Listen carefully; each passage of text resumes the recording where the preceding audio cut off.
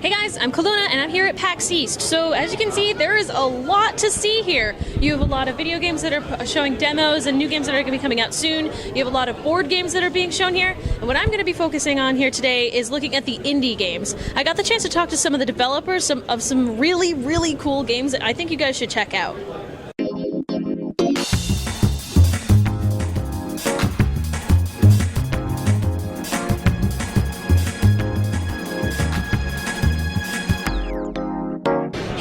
I'm here with Ben Kane from SteelCrate Games, and the game that they're showing here is Keep Talking and Nobody Explodes. So, a virtual reality bomb defusing game. How did you guys come up with that?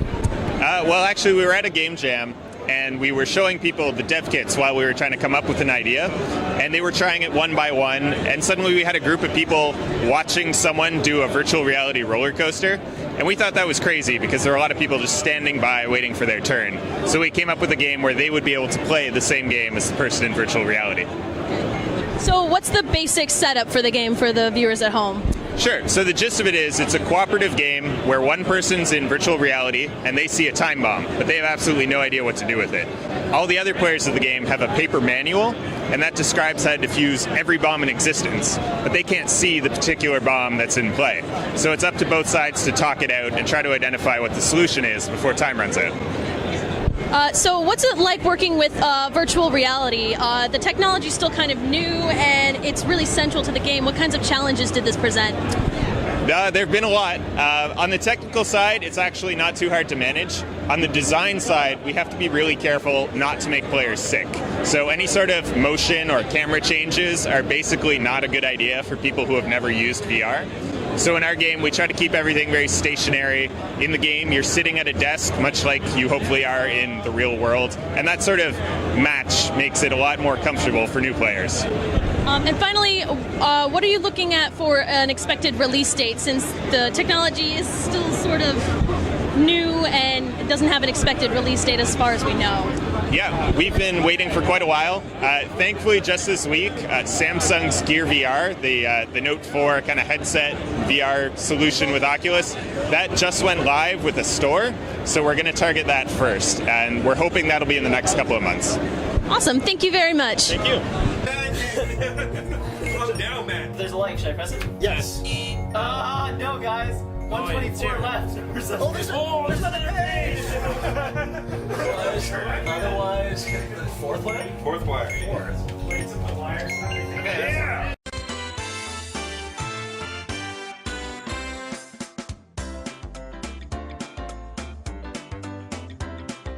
Hi guys, I'm here with Graham Smith from DrinkBox Studios, and the game they're currently working on is called Severed. Can you give a little description about what the game is going to be about? Sure. So Severed is a first-person dungeon crawler with touch-based sword-fighting mechanics. You play as a young lady who's she's gone through a traumatic incident. She's lost her arm, and she's searching for her lost family members. Okay. Now, the art style with this game is really striking, as is your last game with Guacamelee. What kind of inspiration do you guys have for such striking visuals and colors? The art style is coming primarily from Augusto Quijano, who's like he's like our concept artist and our story lead. He's the one who actually pitched Guacamelee to the studio, and he also pitched Severed. And he also has a very distinct art style, which a lot of people notice that it looks very similar between the two. So we saw on the show floor that you are having it available on the Vita. Is it going to be available on any other system? Right now we're focused on the Vita, and we're going to launch it on Vita first, definitely. But it's definitely possible. If you look at our company's history, we try and release our games on as many things as we can. So I wouldn't be surprised if the game comes out on a lot of devices that have touchscreens. Touch is a very important component of the game for the fighting. So probably only touch-based devices, but as many of those as we can, I think. And do you have any expected release date for the game? Yeah, we want to make sure it's really good before we release it. Right now we're trying to get it out by the summertime, but that's our target. So hopefully by this summer. Okay, thank you very much. I appreciate it.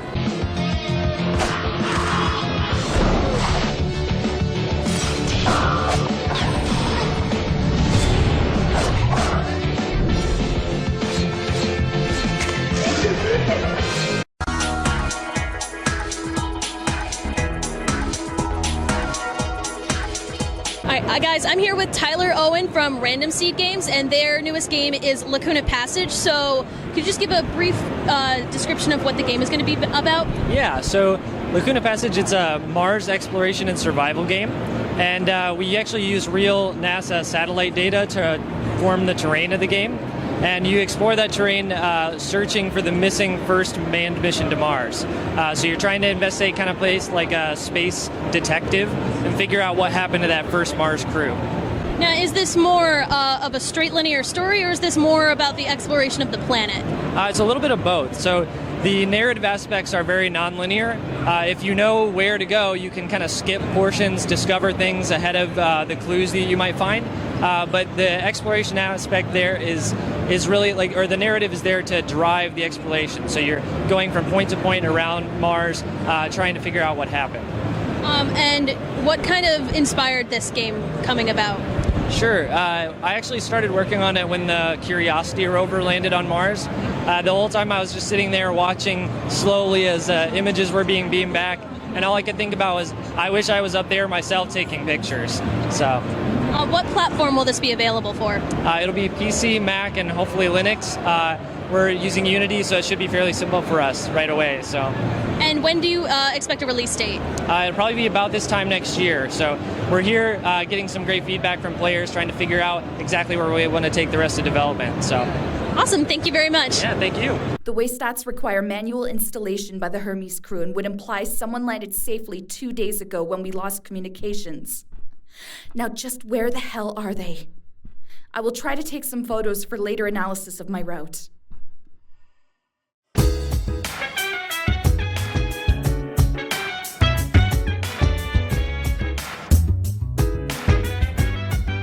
I'm here with Luis Antonio, the developer of 12 Minutes. So what's the premise of the game? So you get home from work, you have a dinner with your wife, and a cop shows up. You don't know what he wants, he beats you up, you pass out, and then you wake up at the same moment you arrive from work, and you have to use the knowledge of what you know it's going to happen to try to break the loop. Yeah. So I know you're working on another game currently, and this is something you're working on part-time. What kind of challenges come with doing that? Well, it means I can only work a few hours per day, but on the other hand, I have a lot of time to think about the game design and make sure it's good. Do you have any idea when this game is going to be available? So the version that you played, it's the full game from start to end. Okay. It just doesn't look very good. Okay. So now it's ready to go into production, so hopefully in a year, around summer next year, the game would be out on Steam, PC, Mac. Okay. And what kind of inspiration do you have for just creating the game? So I wanted to deal with cause and consequence, you know, that your actions actually have proper reactions that you can see, and you can go deeper and deeper into this. Yeah. And I realized this concept allows you to do that by constraining the environment and the options to such a small space. You can really see how what you do affects everything around you. Okay. Yeah. And I like time loops. I think they're very interesting mechanic. Yes. Yeah. Thank you very much. No problem.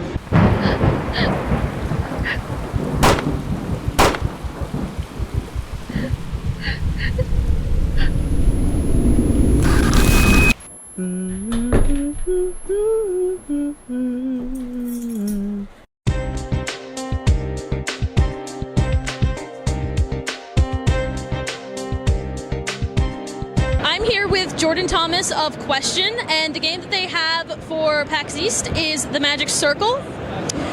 So what is the basic premise or setup for this game? It's the story of a legendarily unfinished game, also called the Magic Circle. Sort of your epic vaporwares, like your kind of Last Guardians for some people, your Half-Life 3s for others. Anything where the fan expectation couldn't actually be met by mortals. And you play the hero of this world in progress, and you get sick of waiting for the developers, who are incompetent, to decide anything about you. You wander off to go ship the game from the inside or cancel it. So it must be kind of difficult creating a game that is all about a broken game. What kinds of challenges did you have facing that in the development? Well, for one, as you may have noticed, when we go to a show like this, we have to have a disclaimer which says, no, this is actually unfinished and we're actually sorry. But there are various others, just helping people to understand at what level of meta are they supposed to live, right? Like, are we talking about the real player? I mean, you asked yourself, like, is the player me or is the player some character? What do these people actually believe about me? And we want that to be a mystery that slowly unfolds over the course of the game. Did you have any particular inspiration or certain works that really made this come together? Yeah, several. A big one on the sort of black comedy, satirical side is the 1970s film Network. On the other end of the spectrum, in Game Land, you've got Portal, obviously, which is a huge influence on anybody who's making anything that can call itself a puzzler. Although relative to lock and key games like that, we sort of allow you to do anything that you want, more creative solutions. There's no one right answer, I guess. And then another more obscure one is Garth Marenghi's Dark Place. It's a British series about a horror writer who had a hit in the 80s, but it was a piece of crap. And he sort of brought it back to people in the 2000s saying, like, look how genius this was. It was misunderstood. So what platform is this going to be available for? PC and Mac, Linux if we can make it work. And then if there is a reasonable enough response, we'll go to the consoles thereafter. And when do you have an expected release date? Okay, welcome to my world. So you were asking about challenges. Yes. If we were to announce a date and then fail to meet it, we actually become our own joke and sort of disappear in a puff of logic. Okay. So what we're doing instead is saying early this year, and we'll probably, when we announce, actually say so sorry for the delay. Okay, well, I'm really looking forward to having this game come out. The visuals are really striking, the writing is really good, and just overall, I'm really looking forward to this. Thank you so much. We need boosters like you. Thank you very much for your time. Thank you.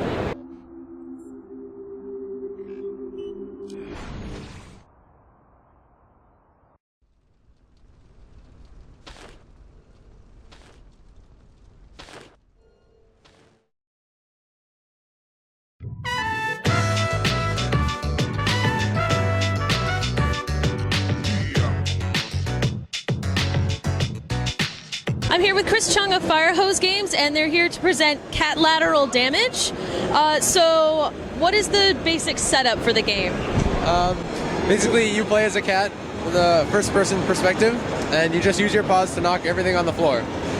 Now, is there progression in the game as you play, or is it just simply trying to get a high score? It's mostly like a high score. See how many houses you can go through and just kind of make the biggest mess you can.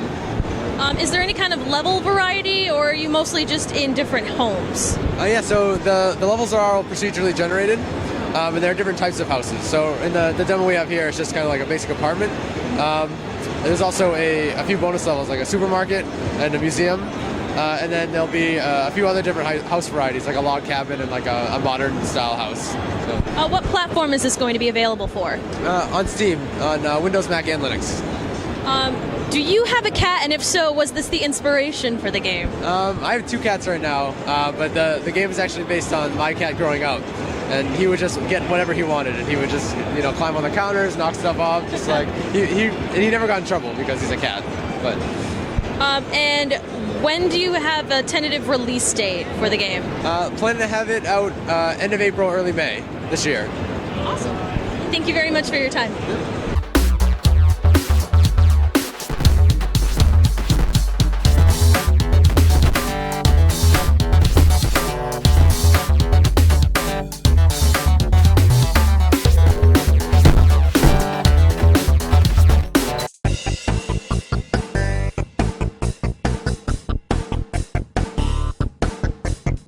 I'm here with Nick from Those Awesome Guys, and the game they have here is called Move or Die. Move or Die sounds pretty simple, but I'm sure there's a bit more to it than that, right? Yeah, well, I tried to make a game that is really easy to pick up and play, so by the time you know the game's name, you already know how to play it. Now, Now, this is a cooperative kind of party game. Are there any kinds of games that might have influenced this one? Yeah, definitely. Like, there are many game modes that are inspired by many other games. So you can see like a little bit of Mario, a little bit of WarioWare, and Definitely caught the WarioWare. Yeah. The thing is, I never played WarioWare, but I just thought that this would be a really cool type of game to have all these mini games come one after another and be like fast-paced. When we were checking out the demo before, we saw that there's different kinds of mini games that you end up playing as these different characters. How did you come up with the different variety of all the different games? That's the easiest part. Like, ideas are not a problem. I just sit like during my daily life and I'm like, oh, what if I would put that and go on. The thing is, I have tons of ideas. It's just a matter of finding time to implement them in the game. There's also a lot of really unique character designs. You even get to play possibly as a piece of buttered toast. Yes. So did you kind of just think of whatever kind of came to mind? Did you kind of crowdsource? Yeah, no, pretty much I get bored when I don't have like a lot of things to work on, so I make like a new character, but I do plan to have cameos from other indie games.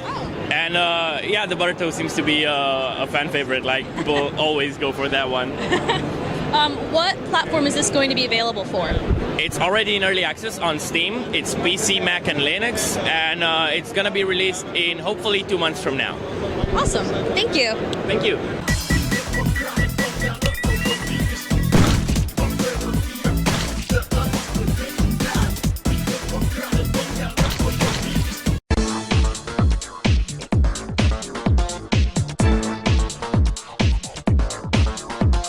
I'm here with Ojiro Fumoto, and the game that he has here is Downwell. Could you give a little description of what the game's about? Sure. Should I hold the mic? Okay. So the game is. This is a game about going down a well wearing guns for shoes. So you go through this like procedurally generated well, wearing this boots called the gun boots, which is guns for shoes, right? And you only like shoot down. You can only shoot downwards, like. Yeah, you kill enemies, collect gems, like visit shops, get upgrades and stuff. It's just like keep going down.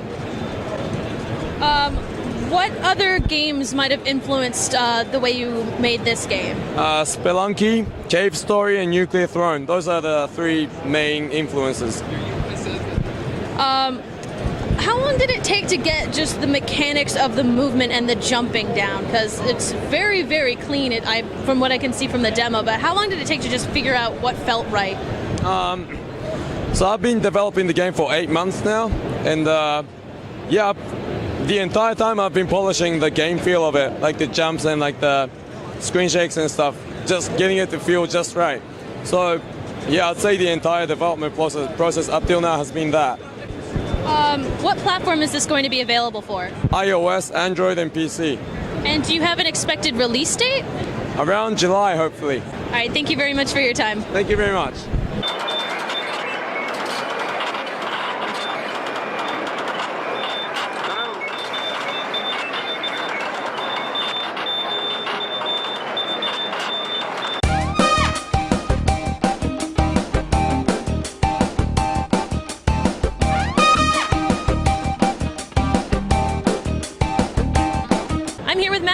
From Asteroid Base, and the game they have here is Lovers in a Dangerous Space-Time. So could you give us just a quick setup or premise for the game? Yeah, so two people need to work together to fly a big crazy spaceship together, and there's not enough people to man all the turrets and shields and engines, so you have to take turns and run back and forth from station to station, trying not to die and saving poor innocent space bunnies. So where did you get the idea of controlling the people who are actually controlling the ship versus just the ship itself? Well, this game started at a game jam, and we'd been inspired by some other Toronto co-op games, and we really wanted to do something that was two people could play together, a crazy fun thing. And we hit upon that scene from Star Wars where Luke and Han Solo are in the Millennium Falcon. They're like shouting at each other, running up and down the ladders and firing the turrets, and we were like, okay, if we can take like 1% of that scene and put it into a game, that would be a cool thing. So there, like you said, there are a lot of different things that are going on. You have to try and manage and multitask. How are the players going to be able to like manage that? Communication is a super big thing. Just knowing where the other player is, who's on the engine, who's on the shield, who can take this enemy that's approaching. And if you're not on the same page, or if you both like try and run for the same station at the same time, you leave your other flank exposed. And so it's really all about communication. Something that's awesome at PAX is you get to sort of eavesdrop on people's arguments and like shouting matches and blaming each other. So that's pretty fun. The other thing we thought was really unique about the game was just the design and the colors. Like a lot of space games generally have like a muted kind of darker color, but you guys went all out with just the really bright colors. Yeah. So do you have anything you can add about that? Yeah, like, I mean, it was almost in reaction. Once we decided that we were going to do a spaceship in space kind of game, we were like, well, what can we do to make it at least feel a bit different? And we didn't want to do a gray spaceship on a black background. So I've always been a fan of Sailor Moon and Powerpuff Girls and that kind of neon, glowy, sparkly stuff. We definitely thought there's one part with the hearts in like the black hole looking thing. It definitely looks like the very end of the Powerpuff Girls episode. That's exactly what it is ripping off. Okay. Exactly. What platform is this going to be available on? It's going to be on Xbox One and Steam, Mac and PC, and we're aiming for this year. So. Is there any level design or just character design or anything in particular that you thought was really interesting or something that players can look forward to? Let's see. Like all the bosses, all the areas that you fly through are based on different constellations. So you fly around this constellation, and then at the end of each campaign, you fight a boss that is that constellation come to life, and it's a big monster and tries to kill you. Like in the first one that we're showing here, we've got the constellation Ursa Major, which is the great bear who comes to life, and he's this giant spiky armored bear who tries to kill you. All right, thank you very much for your time.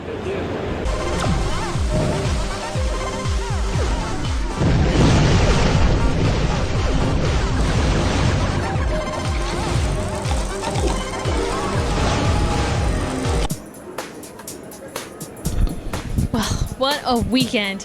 Guys, I only scratched the surface on all the different games that they have here. There are so many to look at, and I really recommend checking them out. I'm going to post a link to all the different video games that were being displayed here and things that you can do to either help out with like Kickstarters or just to, you know, look them up and see if this is maybe something you might want to purchase in the near future. I had a great time meeting a lot of the developers, a lot of the fans. I got to have some really good conversations with them about, you know, the video game making process. It was really, really fun. However, right now, I'm really, really tired, so I think I'm gonna take a nap. I'll see you guys next time.